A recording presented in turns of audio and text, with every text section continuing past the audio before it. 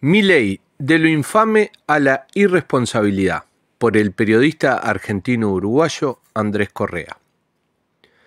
El plan de negocios instalado por el ministro de Economía Luis Toto Caputo cumple con las expectativas de una de las más grandes transferencias de ingresos en la historia que afectó a la mayoría de la población vía devaluación e inflación hacia las empresas más grandes de la Argentina.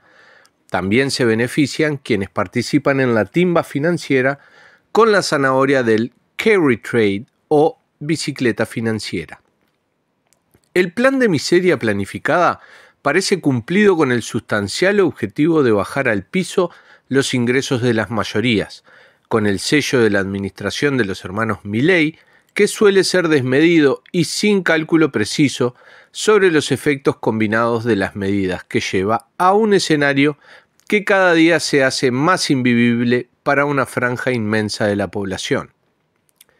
Desde la asunción de Javier Milei como presidente de Argentina, tanto las imágenes fotográficas publicadas por el soporte comunicacional corporativo que integran La Nación, Infobae y Clarín, como las oficiales, se ocuparon que aparezca una imagen del presidente con multitudes aclamando, hecho que dista enormemente de lo que sucedió.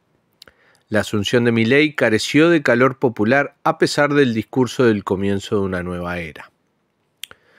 La transmisión oficial del acto del 1 de marzo de apertura de las sesiones ordinarias del Congreso de la Nación a lo largo de la hora y 10 minutos que duró el discurso presidencial solo mostró imágenes de los funcionarios y legisladores del partido de gobierno más sus aliados, además de mostrar los aplaudidores en las barras con fuerte presencia de jóvenes libertarios. La televisación oficial en cadena nacional no mostró a la oposición. Los libertarios celebran la libertad con la que se expresa el presidente Milei, con posteos o reposteos agresivos en la red X, en un contexto marcado por políticas públicas que apuntan en un sentido exactamente opuesto. Existen en Argentina un conjunto de medidas que refuerzan el discurso único y el monopolio de la palabra mediante el fomento de la concentración de medios de comunicación, la selección pormenorizada de periodistas elegidos para hacer entrevista al presidente o al ministro de Economía, además de la persecución y ataques por redes sociales de aquellos y aquellas periodistas u otras personas públicas que osan no solo ser críticos del gobierno actual, sino inclusive cuestionar alguna medida o acción gubernamental en particular. En el canal oficial de la Cámara de Diputados, la periodista Laura Serra, dando detalles periodísticos de una puja interna en el bloque de La Libertad Avanza a raíz de la designación de la diputada Marcela Pagano al frente de la Comisión de Juicio Político, fue censurada en vivo por la producción. Acá me están diciendo que no se puede hablar de la Comisión de Juicio Político, dijo. Resulta a su vez una decisión francamente autoritaria el cierre de la agencia de noticias Telam por motivos políticos, tal como los explicaron las autoridades responsables de la medida. La motosierra también se llevó puesta toda la programación de la televisión pública. En una entrevista a Javier Milei, durante el lanzamiento del libro 10 lecciones para salir de la trampa populista del periodista argentino Eduardo Feynman, terminó con un exabrupto del presidente argentino, quien se ofendió por las preguntas del periodista Jorge Torres Romero, perteneciente al grupo Cartes. Las mismas hacían alusión a la velocidad del programa liberal para implantar que impacte de buena manera en la sociedad para que no vuelva el populismo. Y reaccionó en forma vehemente, tras al intento del periodista de calmar la situación, lo acusó de faltarle el respeto 3 veces y de ser grosero, además de no estar a la altura de poder dialogar con un presidente.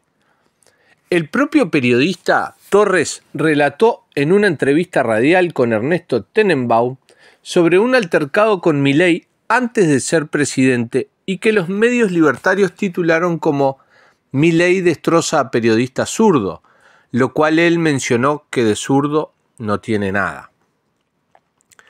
Los discursos del presidente Javier Milei aluden a datos sin contrastación empírica, a vaguedades, a la pesada herencia, a lisas y llanas mentiras, a medias verdades, a citas de autores que sean hostiles hacia la política y el funcionamiento del Estado.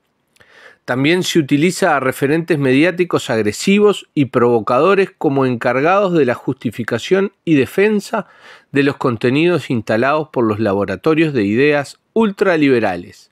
La violencia verbal y de redes sociales busca ser instalada como convicción plena y certeza de discurso único.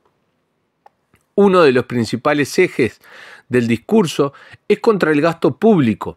Además, enfatizan los actos de corrupción y utilizan el hecho de que el Estado capitalista hay un montón de políticos corruptos para promover el ataque a la casta política tradicional a la que responsabilizan de las desgracias que vive la sociedad. La premisa que pretenden instalar es que hay que acabar con el Estado y dejar el libre funcionamiento del mercado, discurso típicamente neoliberal, e instalan una cultura del individualismo exacerbado a su máxima expresión.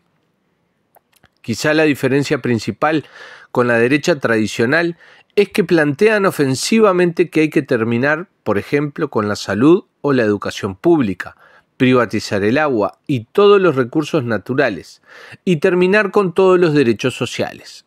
Esto lo plantean jugando con un discurso donde los políticos son el enemigo de la sociedad, los movimientos sociales y los sindicatos un estorbo que encima cortan las calles por donde se mueven los argentinos de bien. Distintos abogados constitucionalistas pasaron por el Congreso para hablar sobre el DNU 70 de Milei. Casualmente se cortó la transmisión oficial y no lo levantaron desde el soporte comunicacional corporativo, así que la mayoría de la población ni se entera que un amplio abanico de especialistas en el tema entienden que dicho decreto es inconstitucional. En la segunda temporada de la serie Black Mirror, el tercer capítulo, El momento de Waldo, alude a la decaída del sistema político de partidos y su accionar. De allí se desprende que en la actualidad hay cierta flexibilidad para el ingreso a la vida política a cualquier individuo, sin importar cuán capacitado esté. La marcha federal universitaria contra el recorte al presupuesto de las universidades públicas del pasado martes 23 de abril, con una altísima convocatoria en la ciudad de Buenos Aires de alrededor de 1 millón de personas, y para destacar la masividad que la marcha también tuvo en distintas ciudades de la República Argentina, muchas de ellas donde Milei fue el más votado: Córdoba, Jujuy, Rosario, Santa Fe, Resistencia, Chubut, Mendoza, San Juan, a la que el presidente argentino le respondió con un posteo en Instagram de un león con una taza que rezaba lágrimas de zurdo. La inestabilidad del todo el esquema de la administración de Javier Milei busca apoyarse solo en los datos de la macroeconomía que le son positivos. Los otros los esconden, no se muestran por TV ni redes. Los supuestos apoyos internacionales y o empresariales por ahora solo son gestos afectuosos. La crítica situación social que vive Argentina, con caída del salario, caída del consumo, caída de la actividad industrial, caída de la construcción, nos muestra un camino a la depresión, y ello no puede barrerse bajo la alfombra ni taparse con un posteo en la red X. El humor social, puesto a alta presión por la actual gestión, tiene sus tiempos para encontrar el punto de ebullición, pero nadie en la actual gestión piensa en bajar la intensidad del ajuste. Sucesos argentinos o internacionales pueden hacer desbarrancar por completo la marcha alucinada de la actual gestión.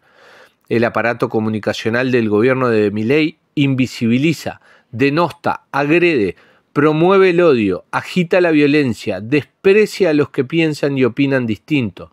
Se presumen que poseen la verdad revelada. Recordemos a Arturo Jauretche: la multitud no odia, odian las minorías, porque conquistar derechos provoca alegría, mientras perder privilegios provoca rencor.